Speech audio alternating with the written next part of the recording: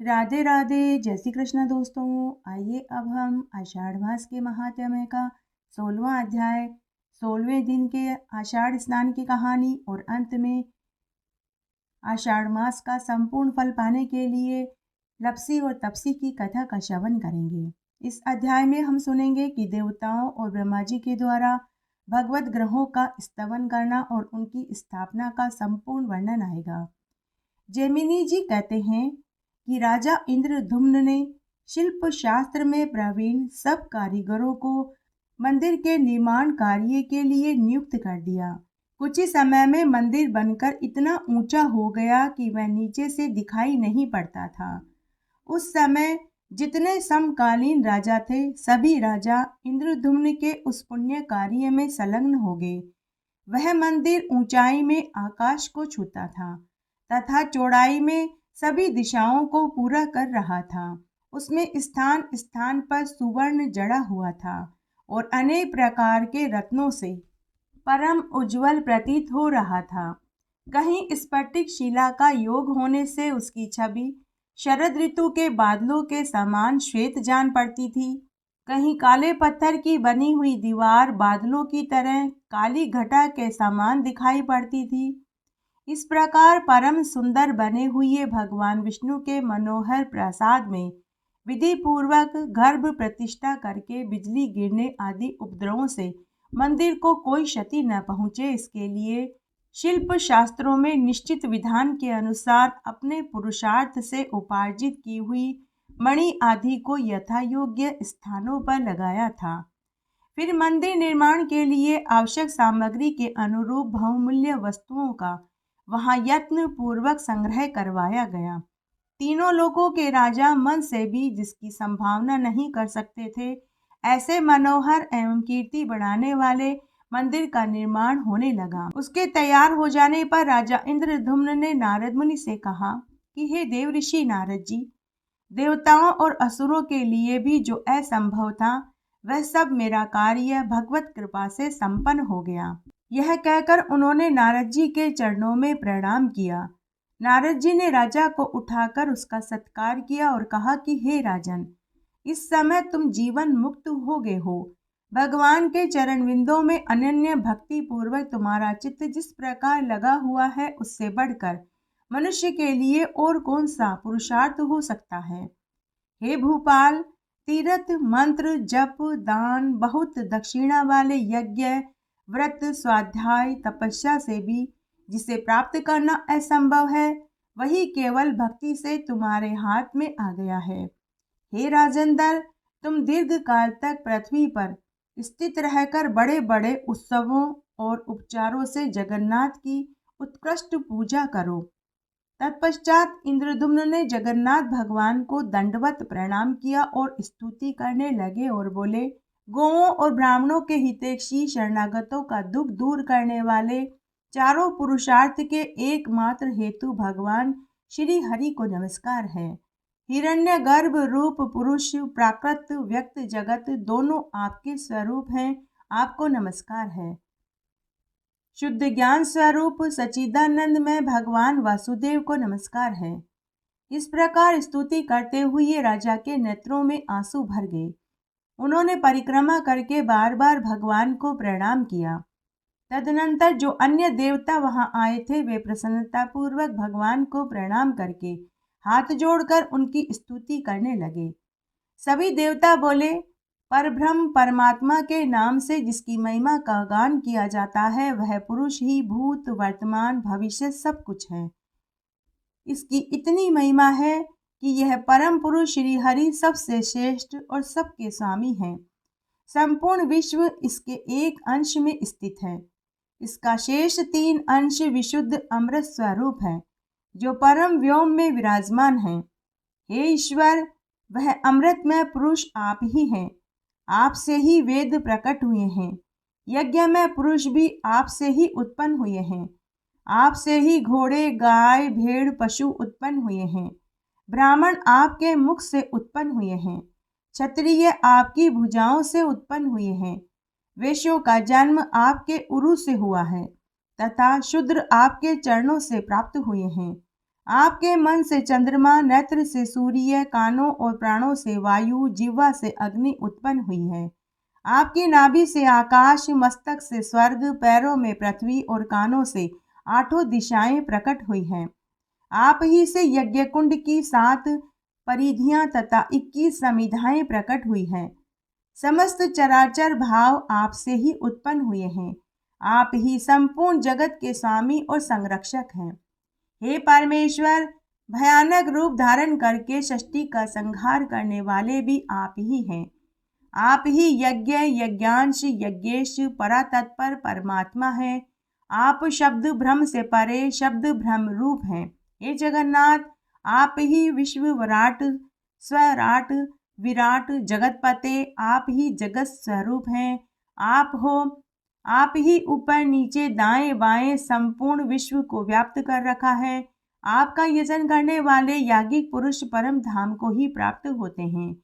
आप ही भोज्य, भोक्ता, हविष्य होता, हवन उसके फलदाता हैं। हे प्रभु, आप समस्त कर्मों के भोक्ता, सर्व कर्म स्वरूप, सब कर्मों के उपकरण तथा संपूर्ण कर्मों के फल देने वाले हैं। आप ही सत्कर्मों के लिए प्रेरणा करते हैं। धर्म, अर्थ, काम की सिद्धि देने वाले भी आप ही हैं। हे ऋषिकेश, मुक्ति देने वाले भी आपके सिवा दूसरा और कौन है। हे ईश्वर, आपको नमस्कार है। आपका कहीं अंत नहीं। आपके सहस्त्रों रूप, सहस्त्रों पैर, नेत्र, मस्तक, उरु और भुजाएं हैं। आपको नमस्कार है। सहस्त्रों कोटि युगों को धारण करने वाले, सहस्त्रों नाम वाले सनातन पुरुष को नमस्कार है। हे प्रभु, संसार समुद्र में गिरे हुए प्राणी को शरण देने वाले एकमात्र आप ही हैं। आपकी सृष्टि में आपके समान दीनों की रक्षा करने वाला दूसरा और कोई नहीं। दीनों और अनाथों के एकमात्र आश्रय आप ही हैं। हे प्रभु, आप ही इस जगत के पिता, पालक, पोषक और संपूर्ण आपत्तियों का निवारण करने वाले हैं। हे जगन्नाथ, हे विष्णु, हमारी रक्षा कीजिए। हे परमेश्वर, आप हमारी रक्षा कीजिए। हे कमलनाथ, आपके सिवा कौन हमारी रक्षा करने में समर्थ है। हे अंतर्यामीन, आपको नमस्कार है। सर्वत्र ज्योति निधे, आपको नमस्कार है। इस प्रकार स्तुति करके देवताओं ने बार बार प्रणाम किया और इंद्रदुम्न के साथ बाहर निकलकर सबके सब भगवान नरसिंह के क्षेत्र में गए। वहां साष्टांग प्रणाम किया। नमस्कार करके परम भक्ति पूर्वक उन्होंने श्री नरसिंह देव जी का पूजन किया। उसके बाद वे नीलाचल के शिखर पर गए, जहां उत्तम प्रासाद का निर्माण हुआ था। देवताओं ने आकाश मंडल में व्याप्त उस उच्चतम मंदिर को देखा। राजा इंद्रदुम्न ने विचार किया कि यह पूर्ण हुआ भगवान का उत्तम मंदिर दीर्घकाल के लिए मेरे दृष्टिपथ में आया है। यह सब भगवान के अनुग्रह से हुआ है। इसमें मनुष्य का कोई पुरुषार्थ नहीं। उन्होंने अपने सहायकों से कहा कि जब काष्ठमय शरीर धारण करके स्वयं भगवान यहाँ प्रकट हुए थे, उस समय आकाशवाणी ने मुझसे कहा था कि तुम नीलाचल के शिखर पर जगन्नाथ जी की प्रतिमा के लिए 1000 हाथ का मंदिर बनाओ। उसकी स्थापना के समय स्वयं ब्रह्मा जी सिद्धों, ब्रह्म ऋषियों और देवताओं के साथ यहाँ पधारेंगे। तत्पश्चात राजा ने नारद मुनि जी से पूछा कि हे मुनिश्रेष्ठ, मैं प्रतिष्ठा विधि की वस्तुओं के विषय में कोई जानकारी नहीं रखता। जो जो एकत्र करने योग्य वस्तुएं थी, उन सबको क्रम से बतलाइए। राजा के इस प्रकार कहने पर नारद मुनि ने शास्त्र के अनुसार विचार करके सब सामग्रियों की सूची एक पत्र पर लिखकर उन्हें दे दी। राजा ने वह पत्र पद्मनिधि को दिया और कहा कि इसमें लिखी हुई वस्तुएं एकत्र करो। ब्रह्मा जी के लिए दिव्य भवन का निर्माण करो। ब्रह्म ऋषियों, इंद्र आदि देवताओं, सिद्धों, मनुष्यों, मुनीश्वरों के लिए यथायोग्य स्थान बनाओ। इस प्रकार आदेश देते हुए राजा इंद्रदुम्न से नारद मुनि ने कहा कि हे राजन, 3 रथ तैयार करवाइए। भगवान वासुदेव के रथ पर गरुड़ ध्वज फहरा रहा हो। सुभद्रा जी के रथ के ऊपर कमल के चिन्ह से युक्त ध्वजा लगाई गई हो। श्री बलभद्र जी के रथ पर ताल ध्वज या हल्के चिन्ह युक्त ध्वज होना चाहिए। श्री विष्णु जी के रथ में 16, बलभद्र जी के रथ में 14 और सुभद्रा जी के रथ में 12 पहिए होने चाहिए।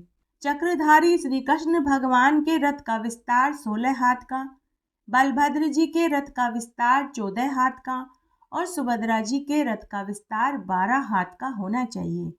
नारद जी के वचनों को सुनकर एक दिन में 3 रथ बनाए गए। जिनके धुरे, चक्के, खंबे, द्वार सभी सुंदर थे। तीनों रथों का विस्तार उत्तम था। सब में सुंदर ध्वजा पताका लगी हुई थी।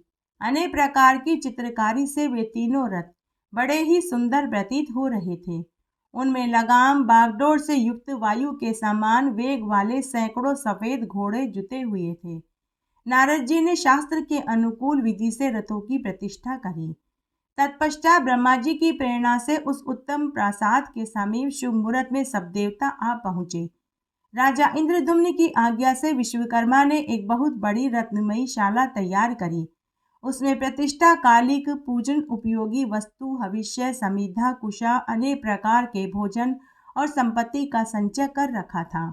उस समय पृथ्वी पर गाल नामक राजा राज्य करते थे। उन्होंने भी माधव की एक प्रस्तर मूर्ति बनवाई।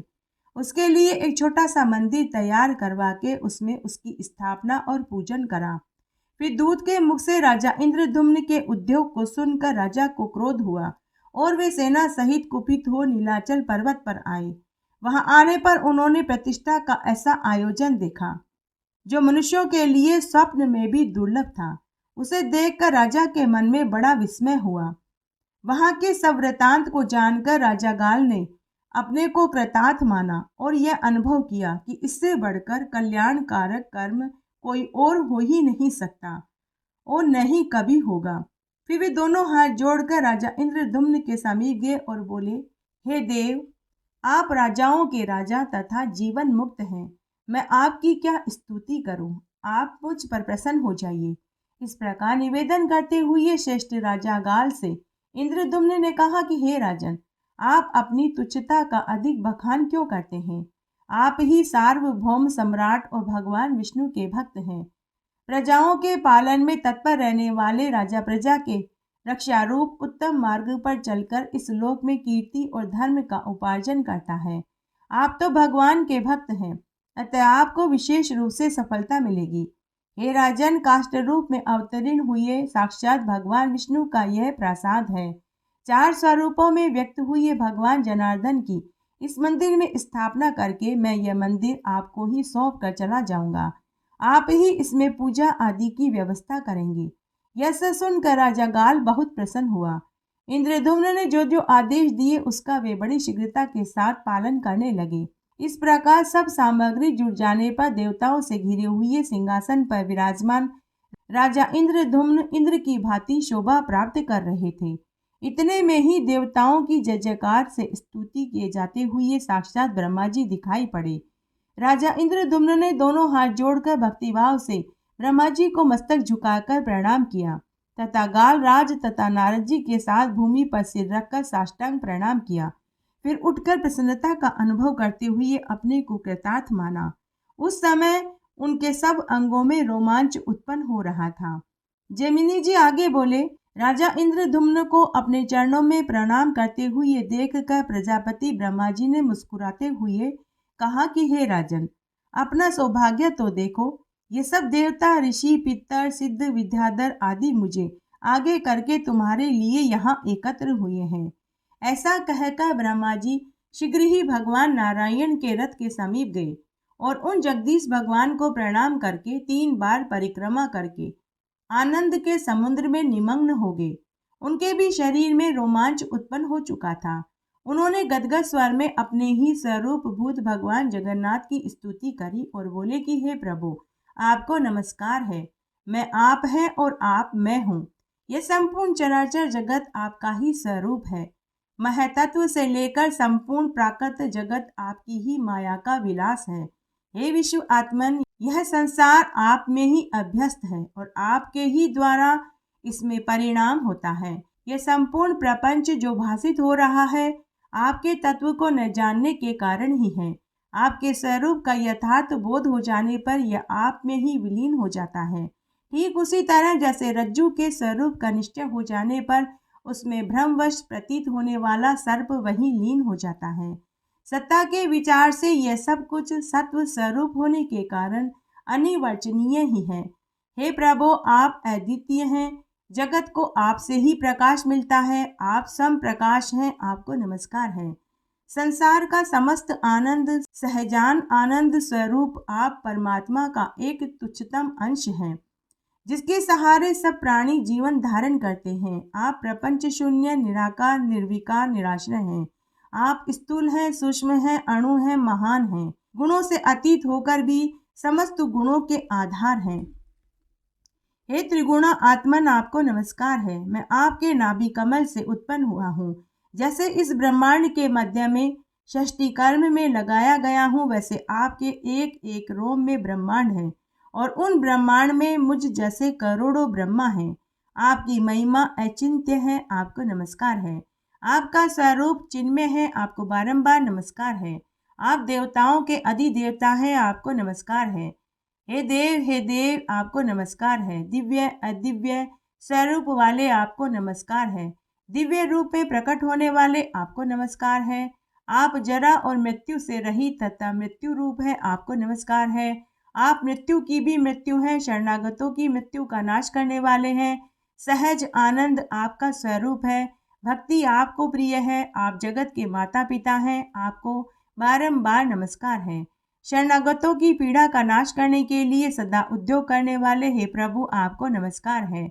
आप दिनों के प्रति करुणा के स्वाभाविक समुद्र हैं, आपको बारंबार नमस्कार है।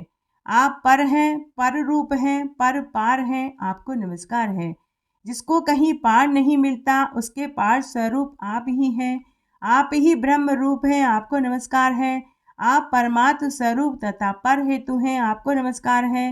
परंपरा से व्याप्त परम तत्व में तत्पर रहने वाले आपको नमस्कार है। प्रणत जनों के दुख का संहार करने वाले आपको नमस्कार है। हे नाथ, यदि आप प्रसन्न हो तो मेरे लिए कौन सी वस्तु दुर्लभ हो सकती है।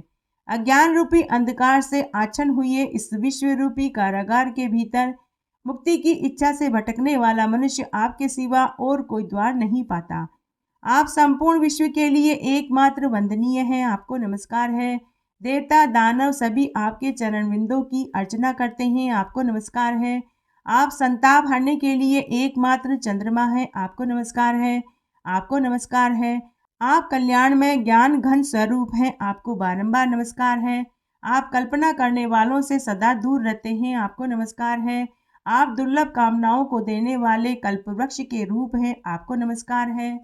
दीनों असहायों शरणागतों के दुख राशि का संहार करने के लिए एकमात्र आप ही सदा कमर कसे रहते हैं, आपको नमस्कार है।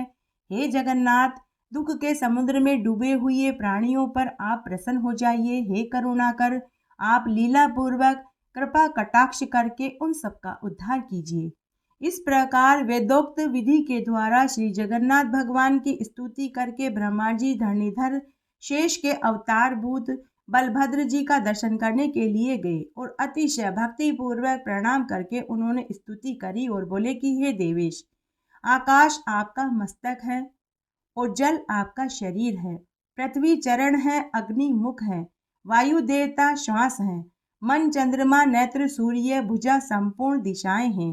हे नाथ, ज्ञान दर्पण आपको नमस्कार है। 14 भुवनों के मूल स्तंभ रूप आप हलधर को नमस्कार है। जो आपके चरण बिंदों की शरण लेते हैं, उनकी पाप राशि को आप विदीर्ण कर डालते हैं, आपको नमस्कार है। आपके मुख नेत्र कान चरण भुजाएं अनंत हैं, अनादि महामूल। अज्ञान अंधकार राशि का विनाश करने के लिए सूर्य स्वरूप आप बलभद्र जी को नमस्कार है। वेदत्रयी आपका स्वरूप है। 3 प्रकार के दोषों का नाश करने के लिए त्रिविध अवतार धारण करने वाले आपको नमस्कार है। ये नारायण देव जो वेदांतों में गाए जाते हैं, आपसे भिन्न नहीं हैं। आप शैया हैं और वे शयन करने वाले हैं। वे आच्छादनीय हैं और आप उनका आच्छादन करने वाले हैं। जो कृष्ण है वे बलराम है, जो बलराम है वे ही कृष्ण हैं। आप दोनों में कोई अंतर नहीं है। हे जगन्नाथ, आप प्रसन्न हो जाइए। इस प्रकार परमेश्वर बलभद्र को प्रणाम करके ब्रह्मा जी जगदीश्वरी सुभद्रा का दर्शन करने के लिए उनके रथ के पास गए और इस प्रकार बोले कि हे जगदम्बा, हे देवी, तुम्हारी सदा ही जय हो। हे परमेश्वरी, तुम ही आदि शक्ति सर्वशक्ति हो, तुम्हें नमस्कार है। केवल्य मोक्ष प्रदान करने वाली हे सुभद्रा देवी, मैं तुम्हें प्रणाम करता हूँ। कल्याणमयी सुभद्रा, तुम्हारी सदा ही जय हो। इस प्रकार ब्रह्मा जी ने कल्याणमयी सुभद्रा की स्तुति करके उन्हीं के समीप रथ पर विराजमान भगवान विष्णु के चौथे स्वरूप चक्र सुदर्शन को भी प्रणाम किया।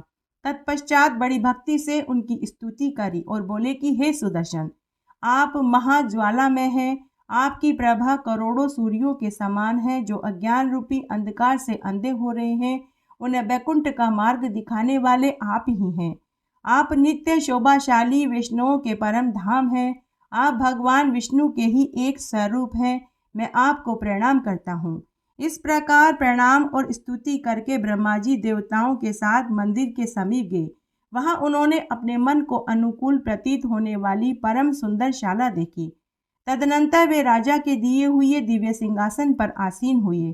ब्रह्मा जी की आज्ञा से राजा इंद्रद्युम्न ने शांति कर्म करने के लिए महामुनि भारद्वाज का वरण किया। प्रतिष्ठा कर्म से भेंट पूजा चढ़ाने के लिए जो जो देवता अभिष्ट माने गए हैं तथा होम कर्म में जिन जिन देवताओं के लिए आहुति देने का विधान है, वे सभी ध्यान करने पर ब्रह्मा जी की आज्ञा से चारों दिशाओं में आकर सम उपस्थित हो गए। फिर गंध पुष्प माला अलंकार आभूषण आदि के द्वारा उनकी भली भांति पूजा की गई। तत्पश्चात बुद्धिमान भारद्वाज जी ने देवाधिदेव ब्रह्मा तथा सब देवताओं के समक्ष कर्म आरंभ किया। राजा इंद्रद्युम्न ने बड़ी प्रसन्नता के साथ सबका पूजन किया। भगवान के श्री विग्रह स्वरूप उस मनोहर मंदिर की, जिसमें अत्यंत महान ध्वजा फहरा रही थी, प्रतिष्ठा करके भारद्वाज जी ने भगवत दिग्रहों में प्राण प्रतिष्ठा के लिए ब्रह्मा जी से अनुरोध किया। तब ब्रह्मा जी उठे। उन्होंने नारद आदि ऋषियों तथा विद्वान ब्राह्मणों के साथ समसस्ती वाचन किया। ब्राह्मण लोग वैदिक सूक्तों का पाठ करने लगे। भांति भांति के मंगल वाद्य बजने लगे। उस समय सबने रथ के समीप जाकर सीढ़ियों के मार्ग से सावधानी के साथ भगवत ग्रहों को उतारा।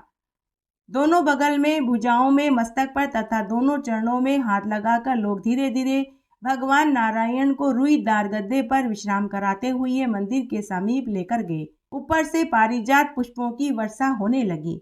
ब्रह्मा जी इस प्रकार स्तुति करने लगे। हे जगन्नाथ श्री कृष्ण, आपकी सदा ही जय हो। सब पापों का नाश करने वाले हे प्रभु, आपकी सदा ही जय हो। लीला से काष्ठ विग्रह धारण करने वाले नारायण, आपकी जय हो। सबको मन वांछित फल देने वाले माधव, आपकी जय हो। संसार सागर में डूबे हुए जीवों का लीला पूर्वक उद्धार करने वाले अविनाशी परमेश्वर, आपकी जय हो, जय हो। करुणा सागर, आपकी जय हो। दीनों उद्धार परायण, आपकी जय हो। अच्युत अनंत ईशान, आपकी जय हो, जय हो, जय हो। प्रभु, आपको नमस्कार है। यह स्तुति होते समय नारद जी बड़ी प्रसन्नता के साथ वीणा बजा रहे थे। भगवान के मस्तक पर पीछे की ओर से 2 रत्नमय छत्र लगाए गए। दोनों पार्श्व भाग में चामरगाही देवता पंक्तिबद्ध खड़े थे, जो धीरे धीरे चंवर ढुला रहे थे। इसी प्रकार सब लोग बड़े कौतूहल के साथ बलभद्र, सुभद्रा तथा सुदर्शन चक्र के विग्रहों को भी ले गए। मंदिर के मुख्य द्वार पर रत्नमय स्तंभों से सुशोभित मंडप तैयार किया गया। उसमें अभिषेक के लिए भगवान को पधराया गया। उन सब विग्रहों के सामने दर्पण रख दिए गए। फिर रत्नों के कलशों से रखे हुए तीर्थों के जल से क्रमशः पुरुष सूक्त, श्री सूक्त पाठ करते हुए स्वयं ब्रह्मा जी ने लोक शिक्षा के लिए अभिषेक किया। तत्पश्चात अलंकार धारण कराकर भगवत ग्रहों को गंध माला आदि से सुशोभित करके ब्रह्मा जी ने आरती उतारी। मंत्र पढ़ते हुए उन सब विग्रहों को रत्नमय सिंहासनों पर विराजमान कराया गया। तब ब्रह्मा जी बोले, संपूर्ण जगत के आधार, समस्त लोकों में प्रतिष्ठित सर्वव्यापी जनार्दन, आप इस मंदिर में सुस्थिर भाव से विराजमान हो जाइए। यह प्रतिष्ठा सुप्रतिष्ठा हो। नाथ, आपके प्रतिष्ठित होने पर हम सब यहाँ प्रतिष्ठित होंगे। आपकी आज्ञा, आपके प्रसाद से ये प्रतिष्ठा परिपूर्ण हो। इस प्रकार जगन्नाथ की स्थापना करके ब्रह्मा जी ने उनके हृदय कमल का स्पर्श करते हुए अनुष्टुम मंत्र राज का 1 सहस्त्र जाप किया। वैशाख मास के शुक्ल पक्ष में अष्टमी तिथि को पुण्य नक्षत्र के योग में उत्तम बृहस्पति के दिन भगवान जगन्नाथ की प्रतिष्ठा की गई। इसलिए वह दिन परम पवित्र एवं सब पापों का नाश करने वाला है। उसमें किया हुआ स्नान, दान, तप, होम आदि सब पुण्य कार्य अक्षय हो जाता है। जो मनुष्य उस दिन भक्ति भाव से भगवान श्री कृष्ण, बलराम तथा सुभद्रा जी का दर्शन करते हैं, निसंदेह उन्हें मरने के बाद सीधे मोक्ष की प्राप्ति होती है। वैशाख मास में जो शुक्ल पक्ष की अष्टमी आती है उसमें यदि बृहस्पतिवार हो, पुण्य नक्षत्र का योग हो तो उस दिन किया गया जगन्नाथ जी का पूजन कोटि कोटि जन्मों के पापों का नाश कर देता है। बोलिए जगन्नाथ भगवान की जय, बोलिए बलभद्र भगवान की जय, बोलिए देवी सुभद्रा की जय। आइए आषाढ़ मास के स्नान की एक पौराणिक कथा का श्रवण करते हैं। एक बार बहुत छोटा सा गांव था। उस गांव में एक ग्वाला दंपति अपने इकलौते बेटे के साथ रहते थे। उनके पास पशुधन था जिन्हें उनका लड़का जंगल में चराने के लिए लेकर जाता था। ग्वाला दंपति पशुधन के दूध, दही, घी को बेचते थे। यही उनकी आजीविका का साधन था। जिस जंगल में ग्वाले का पुत्र भोला अपने जानवरों को चराने के लिए जाता था, वहां विष्णु भगवान का एक बहुत प्राचीन मंदिर था। उस मंदिर में रोज गांव में से एक वृद्ध पुजारी आता। रोज मंदिर के प्रांगण को धोता, पूजा पाठ करता, दोपहर में भगवान को भोग लगाकर बाद में उस भोग को खुद खाता और पूरे दिन विष्णु मंत्रों का जाप करता। संध्या आरती करके मंदिर के पट बंद करके वापस गांव में अपने घर चला जाता था। भोला रोज विष्णु मंत्रों को सुनता था। एक दिन उसके भी मन में आया कि मैं भी भगवान विष्णु के मंदिर में जाकर पुजारी जी की तरह पूजा पाठ करूं और मंत्रों का जाप करूं। तब भोला भी मंदिर जाने लगा। जैसे जैसे पुजारी जी पूजा करते, भोला भी वैसे ही पूजा करता। उधर जंगल में भोला की गाय और बकरियां चर रही थी। तब एक दिन पुजारी ने भोले से पूछा कि बेटा तुम कौन हो? भोले ने कहा कि पुजारी जी मैं तो ग्वाला हूँ। इस जंगल में अपनी भेड़ बकरियां गाय भैंसों को चराने आता हूँ। रोज इस मंदिर में से मैं आपके मंत्रों को सुनता हूँ तो मेरा भी मन हुआ कि मैं भी मंत्रों का जाप करूँ, पूजा करूँ। पुजारी जी बोले कि बेटा यह सब तो ठीक है, लेकिन तुम तो यहाँ पूजा करने मंदिर में आ जाते हो तो तुम्हारे पीछे से पशुधन की रखवाली कौन करता होगा? तुम्हें तुम्हारे पशुधन की रखवाली करनी चाहिए। ऐसा न हो पीछे से जंगली जानवर तुम्हारी भेड़ बकरियों को खा जाए या फिर कोई चोर तुम्हारी गाय भैंस और बकरियों को चुरा कर न ले जाए। तब भोला पुजारी जी से बोलने लगा कि पुजारी जी, आपको यहाँ मंदिर में पूजा पाठ करते, मंत्र जाप करते कितने बरस हो गए? पुजारी बोला कि बेटा मुझे कम से कम 40 बरस हो चुके हैं। तो भोला बड़े ही भोलेपन से बोला कि पुजारी जी, फिर भी आपको प्रभु की भक्ति और शक्ति में विश्वास नहीं। मुझे तो यहाँ आए अभी 4-5 दिन ही हुए हैं, लेकिन फिर भी मुझे पूरा यकीन है कि जितनी देर मैं यहाँ मंदिर में भगवान की पूजा करूँगा, मंत्रों का जाप करूँगा, तो पीछे से भगवान मेरे पशुधन की रखवाली जरूर करेंगे। पुजारी को भोले की बात सुनकर अपना अपमान महसूस हुआ। पुजारी ने मन ही मन सोचा कि मैं इस ग्वाले को सबक जरूर सिखाऊंगा, इसने मेरा अपमान किया है। तब उसी दिन पुजारी गांव में एक ठग के पास गए और ठग से कहा कि अरे ठग भाई, एक ग्वाला है, वह रोज अपनी गाय भैंस और बकरियों को जंगल में चराने अकेला छोड़ देता है और खुद मंदिर में पूजा मंत्र जाप करता है। तुम उसके पशुधन को चुरा लो। तो ठग ने कहा कि पुजारी जी, इसमें आपकी क्या भलाई छिपी है? पुजारी ने कहा कि उसने मेरी पूजा पाठ का मजाक उड़ाया। मैं उसे सबक सिखाना चाहता हूँ, बस यही मेरा मकसद है और दूसरा मेरा कोई मकसद नहीं। तब दूसरे दिन जब ग्वाला और पुजारी जी मंदिर में पूजा कर रहे थे तो गांव का ठग उसी जंगल में पहुंच गया और उस ग्वाले के पशुधन को घेर कर ले जाने लगा। तब बैकुंठ में बैठे भगवान विष्णु ने सोचा कि इस ग्वाले ने मेरे ऊपर विश्वास करके अपने पशुधन को जंगल में चरने के लिए छोड़ रखा है और खुद मेरी पूजा पाठ और मंत्रों का जाप कर रहा है, तो मुझे ही इसके पशुधन की रखवाली करनी होगी। अगर आज मैंने इसके पशुधन की रखवाली नहीं करी तो कलयुग में मुझे कौन मानेगा। तब भगवान ने एक माया रची। वह ठग पशुधन को जितनी दूर खींच कर लेकर जाता, वापस से उस ग्वाले के पशुधन उसी स्थान पर जाकर चारा चरने लग जाते। वह ठग ने ऐसा कई बार करा, लेकिन हर बार वह जितनी दूर ग्वाले के पशुधन को खींच कर लेकर जाता। ग्वाले के पशुधन पुनः उसी स्थान पर जाकर चारा चरने लग जाते। ऐसा करते करते संध्या हो गई। ठग बेचारा बुरी तरह से थक गया और वह वापस गांव में अपने घर चला गया। तब तक भोला भी मंदिर में से पूजा पाठ करके बाहर आ गया। वह अपने मवेशियों को घेर कर अपने घर ले गया। उसी रात्रि को पुजारी ठग के घर गए और पूछने लगे कि अरे, तुमने ग्वाले के मवेशियों को चुराया क्यों नहीं? तो ठग ने पंडित जी को पूरी सच्चाई बता दी। सच्चाई सुनकर पुजारी भी आश्चर्य में पड़ गया। तो पुजारी कुछ देर सोचकर ठग से बोला कि ऐसा करो कि कल तुम उसकी गाय भैंस और बकरियों का दूध ही निकाल लेना। दूसरे दिन ठग ने ऐसा ही किया। वह ग्वाले की गाय भैंस और बकरियों का जितना दूध निकालता, थोड़ी देर में दूध वापस मवेशियों के थनों में चला जाता और बाल्टी पुनः खाली हो जाती। ठग ने ऐसा भी कई बार करा, लेकिन प्रत्येक बार दूध की बाल्टी भरते ही वापस दूध मवेशियों के थनों में चला जाता। यह देखकर ठग का माथा ठनका। वह दूध की बाल्टी वहीं पटक कर उल्टे पैर भागकर खुद के घर पहुंच गया। पुनः उस रात्रि को पुजारी जी ठग के पास पहुंचे और पूछने लगे कि तुमने मवेशियों का दूध निकाला था या नहीं। ठग पुजारी जी से बोला कि पुजारी जी, वह ग्वाला तो कोई काला जादू जानता है, आप तो उससे दूर ही रहिए।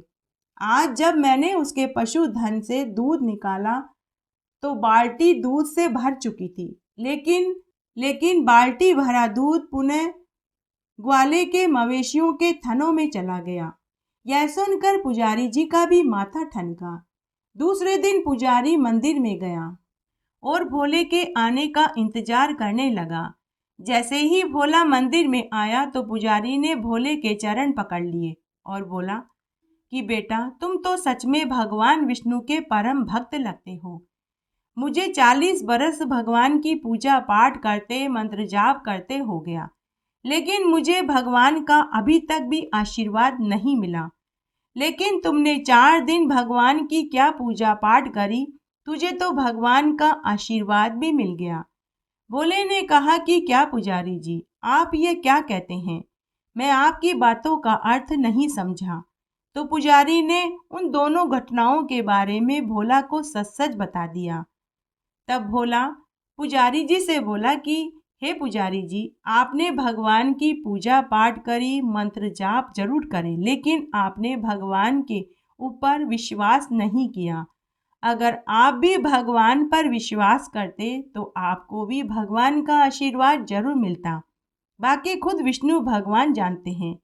हे विष्णु भगवान, जैसे आपने भोले की पूजा पाठ का फल दिया, वैसे सबको देना, कहानी कहने वाले को, सुनने वाले को और हुक्कारा भरने वाले को। घटती हो तो पूरी हो तो परवान चढ़े, बुल्ले बिसरे नाम तेरे भंडार में भरे। आइए अब हम आषाढ़ मास का संपूर्ण फल पाने के लिए तपसी और लपसी की कथा का श्रवण करते हैं। लपसी और तपसी की कहानी। सभी कथा कहानियों के साथ में लपसी और तपसी की कथा नहीं सुनी जाती है तो व्रत का पूरा फल प्राप्त नहीं होता। आइए लपसी और तपसी की कथा का श्रवण करते हैं। एक बार एक लपसी और एक तपसी था। दोनों गहरे मित्र थे। तपसी तो सदा भगवान की सेवा पूजा करता और मंत्रों को बोलता और रोज तपस्या करता था, जबकि लपसी को पूजा पाठ करना नहीं आता था, तो वह रोज सवा सेर की लापसी बनाता, भगवान को भोग लगाता, घंटी बजाता और चादर तान कर सो जाता। तब एक दिन दोनों दोस्तों में इस बात की लड़ाई छिड़ गई कि कौन भगवान का सच्चा भक्त है। तपसी ने कहा कि मैं भगवान का सच्चा भक्त हूँ, तो लपसी कहने लगा कि नहीं, भगवान का सबसे बड़ा भक्त तो मैं हूँ। तब तपसी बोला कि तुम भगवान के सबसे बड़े भक्त कैसे हो सकते हो? न तो तुम्हें मंत्रों का जाप करना आता है, नहीं तुम्हें पूजा करनी आती है। मैं भगवान की रोज तपस्या करता हूँ, घंटों बैठकर भगवान के भजन गाता हूँ, घंटों बैठकर भगवान के मंत्रों का जाप करता हूँ, इसलिए भगवान का सच्चा भक्त तो मैं ही हूँ। तुम क्या करते हो? तुम तो सवा सेर की लापसी बनाकर भगवान को भोग लगाते हो और खुद जीव लेते हो और चादर तान कर सो जाते हो। इस तरह दोनों में लड़ाई छिड़ गई। उसी समय नारद मुनि मृत्युलोक का भ्रमण करते करते वहां पहुंचे। उन्होंने तपसी और लपसी को आपस में लड़ते हुए देखा, तो उन्होंने उनसे उनके लड़ने का कारण पूछा। तब दोनों ने नारद मुनि को प्रणाम किया और अपनी अपनी समस्या बताई।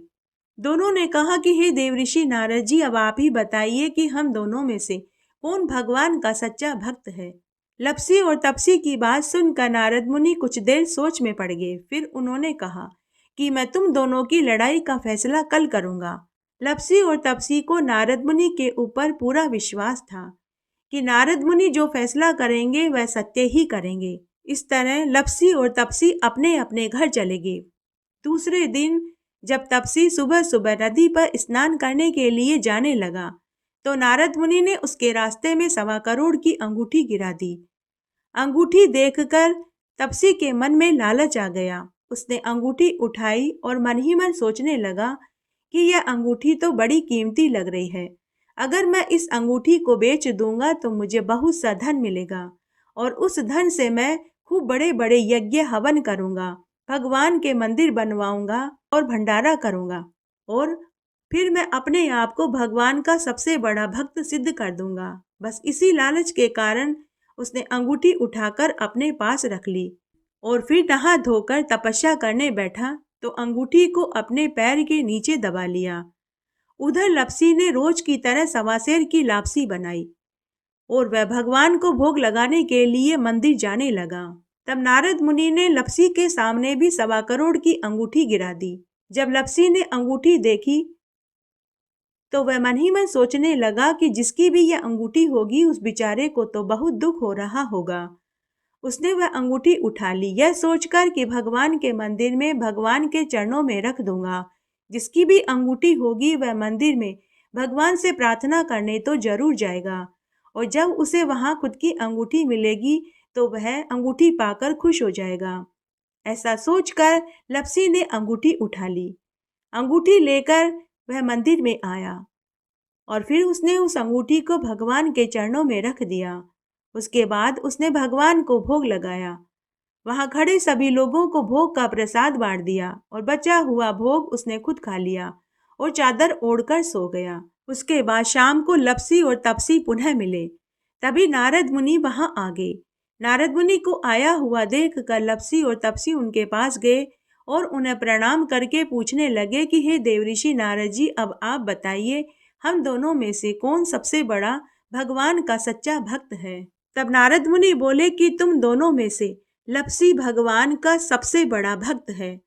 यह सुनकर तपसी नारद मुनि से बोला कि हे देवऋषि नारद जी, आपने किस आधार पर लपसी को भगवान का सबसे बड़ा भक्त कहा है, जबकि इसे तो कोई पूजा पाठ करनी भी नहीं आती, नहीं इसे मंत्रों का जाप करना आता है, केवल 1.25 सेर की लापसी बनाकर भगवान को भोग लगाता है और बाद में खुद जिम लेता है। तब नारद मुनि बोले कि सुबह मैंने तुम दोनों के रास्ते में 1.25 करोड़ की अंगूठी गिराई थी। तब हे तपसी, अंगूठी को देखकर तेरे मन में लालच आ गया था। तूने वह अंगूठी उठाकर अपने पास रख ली, जबकि इस लपसी ने अंगूठी उठाकर भगवान के मंदिर में भगवान के चरणों के पास रख दी, यह सोचकर कि जिसकी भी अंगूठी होगी वह भगवान की पूजा करने तो जरूर जाएगा, तो उसे वहां उसकी अंगूठी मिल जाएगी। नारद मुनि की बात सुनकर तपसी को बहुत दुख हुआ। वह अपनी भूल पर पछतावा करने लगा। तब वह नारद मुनि के चरणों में गिर पड़ा और रोने लगा और कहने लगा कि हे देवऋषि नारद जी, मुझ पर कृपा करिए। मुझे अपनी गलती का एहसास हो चुका है। अब आप मुझे बताइए, मुझे मेरी तपस्या का फल कैसे मिलेगा। नारद मुनि को तपसी के ऊपर दया आ गई। नारद मुनि बोले कि जो कोई भी सभी व्रतों में सभी कथा कहानियों को सुनने के बाद लपसी और तपसी की कथा नहीं सुनेंगे तो उनके व्रत का फल तुझे मिलेगा। ब्राह्मण जिमा कर के दक्षिणा नहीं दी तो फल तुझे मिलेगा। बहन बेटियों को साड़ी देकर ब्लाउज नहीं दिया तो फल तुझे मिलेगा। जो कोई भी अपने घर में गाय और कुत्ते की रोटी नहीं निकालेंगे तो उनकी पूजा पाठ का सारा फल तुझे मिलेगा। दीपक से दीपक जलाया तो फल तुझे मिलेगा। महिलाएं अगर सीधे हाथ की तरफ नाड़ा बांधेंगी तो फल तुझे मिलेगा। मकान बनाकर के थली नहीं बनाई तो फल तुझे मिलेगा। कार्तिक मास, वैशाख मास, पुरुषोत्तम मास, माघ मास और सभी एकादशी और चतुर्थी व्रत में सभी कथा कहानियों के साथ में लपसी और तपसी की कहानी नहीं सुनेंगे तो उनके व्रतों का फल तुझे मिलेगा। इस तरह आज हमने आषाढ़ मास का 16वां अध्याय सुना। आशा करती हूँ आपको इस अध्याय को सुनने का पूरा लाभ मिलेगा। मेरे साथ बने रहने के लिए आपका धन्यवाद। आगे आने वाली कथा कहानी के लिए भी आप इसी तरह मेरे साथ बने रहें। धन्यवाद।